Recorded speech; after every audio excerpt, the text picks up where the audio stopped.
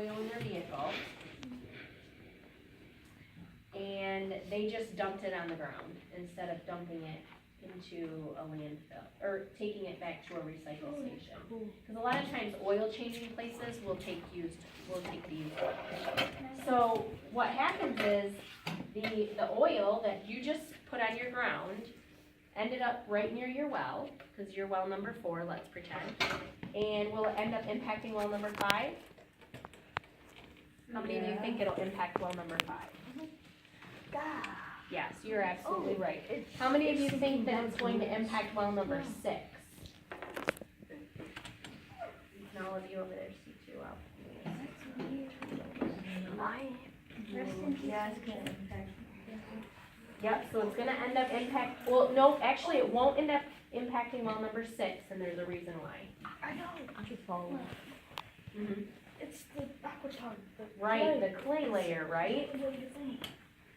Now, it might end up impacting well number 7, and then it could end up impacting well number 8, depending on how far it goes, because when you're pumping a well, there's a pump in it, and it's like we call it a cone of depression, but basically it pushes the water up like a cone.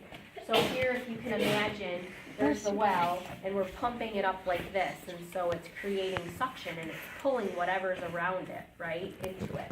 And so it could end up impacting well number 8 because this clay layer actually stopped. Mm-hmm. It's going into spring 1 too. Right, and then it's also going into this river, right, where there's a lot of fish and everything else. So the other thing is, let's pretend that we didn't have our septic tank pumped, and that happens quite a bit, or we're now finding that there's some areas that don't even have septic tanks, which is a very scary thought. Basically, you're flushing your toilet and it's just going out into your yard. And what's wrong with that? It wasn't a movie I watched. It's not getting ground out. Well, it's gotta go someplace, so it's gonna go down in the ground, into the aquifer, right? And into your well, and likely into, like in this model, it's going to go right into where? The lake, where you like to swim and fish. There's a lot of areas in Michigan, well, all over actually, everybody wants to be located right on the water, don't they? Mm-hmm. And so there's a lot of houses right on the water, and then they have septic tanks, and so they don't pump them out correctly, or they don't pump them out at all, or they don't have one at all, and all of that dirty water is basically just going into the lake where they like to be. So it's pretty gross, right? So what are some things that we can do to make sure we don't pollute or contaminate? Mm-hmm. Make sure a septic tank is pumped every 3 to 4 years. Yep, 3 to 5 years, depending on how many people live in your house. So if you have a lot of people in your house, you should pump it more. Yes. Have a septic tank? Have a septic tank, absolutely. Make sure it's pumped properly. Right, make sure it's pumped properly. What else? Go to the car place to get your oil changed. Right, or if you're gonna change it yourself, then make sure you put the used oil in a container, and then you can even check with the oil changing place to see if they'll take it back. How many of you have seen one of these on the street? Hiya, Georgie. So these are called storm drains, and these are really important because they take the rainwater off from our streets quickly, don't they? Yes. But where do you think these go to? No.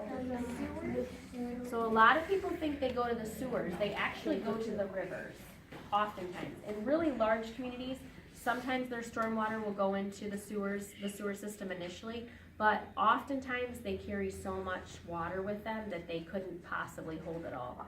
So they go right into the rivers.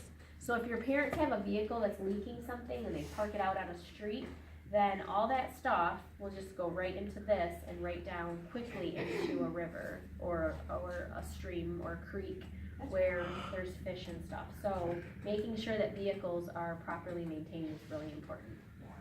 And then what about medicines? Should we dump medicines down the toilet? No.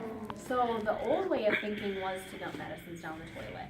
And now they're finding that that stuff is not breaking down during the treatment process. So they did one study where they found that male fish were having female tendencies. So that's kind of scary, isn't it? Probably because of higher estrogen levels in certain types of medicines, maybe. And so if you have old expired medicines, then you could either take them to, a lot of times the police department or pharmacies around the area will take used medicines. Or your parents could also put them in like coffee grinds or cat litter and then just dispose of them in the garbage. That way if there's any animals near you, then they wouldn't want to get into it and eat something like that. And then what about bottled water? How many of you think bottled water is safer than tap water? You think that bottled water is safer? And then how many of you think that tap water or the water that comes out of your faucet is safer? So oftentimes the water that comes out of your faucet is actually safer than bottled water. So many people think that bottled water is way safer. And in certain situations, bottled water is really beneficial, isn't it? Like we had the situation in Flint where they needed to stop drinking the water, and so they brought in a lot of bottled water to people. So that was really important when they had that incident. But for the most part, bottled water oftentimes just comes from the same place as your faucet water. It comes right from the ground. Sometimes it's even supplied by a community. And they don't have to adhere to the testing requirements that the communities do. So it's really, really important that we remember that. The city is always having to comply with new regulations and new requirements, and they're constantly testing. They have to fill out what we call monthly operating reports to make sure that the water stays safe for you to drink. Does some tap water have lead in it? So it can have lead in it. Oftentimes it's not the water itself, but it's the pipes that carry the water. And so that's what actually happened in Flint. They had lead service pipes, and a lot of communities around our state did have lead pipes in the ground. And a lot of the communities, though, have been replacing them. And so whenever they, have to dig up a street or something, they'll replace a lead service pipe. So not all communities have lead pipes, but the pipes themselves are what the problem is. It's not actually in the water.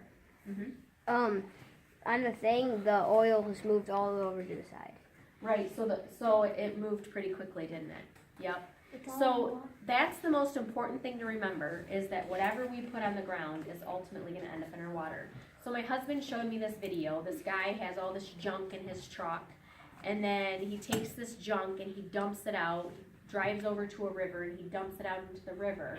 And then later he's at home and he's taking a shower, and all of that junk that he just dumped out in the river starts coming out of the shower head at him. And the reality is, probably the junk wouldn't do that, right? But if the junk is made with chemicals, all those chemicals eventually break down and leach into the water where he gets his drinking water. That's called karma. Right, exactly, that absolutely is. So those are just some of the things that you can do. If your parents put fertilizers or pesticides on their lawns to make them look pretty and green, that's fine. They just need to make sure they're following the requirements on the back of the box, because you can only use so much fertilizer for so many acres of property. And then any other ideas? Making sure we keep our vehicles maintained. If your vehicle's leaking something and you can't change it right away, just find something to cover it up or block it. Right. Like some tissue or something. Right, exactly. Well, it's going to cost a lot more too in the end, right, to maintain having to keep that oil replenished in the vehicle and such. If your car's in the garage, open the garage door before you start it. It's not gonna pollute that much or anything, but it could kill you. Right, absolutely. You definitely need to make sure you're opening your garage doors before you start your vehicles. Yep. So we are going to make what we call edible aquifers. And should we get the ice cream? She did. Oh, perfect. So we're going to make edible aquifers, and I want to kind of go over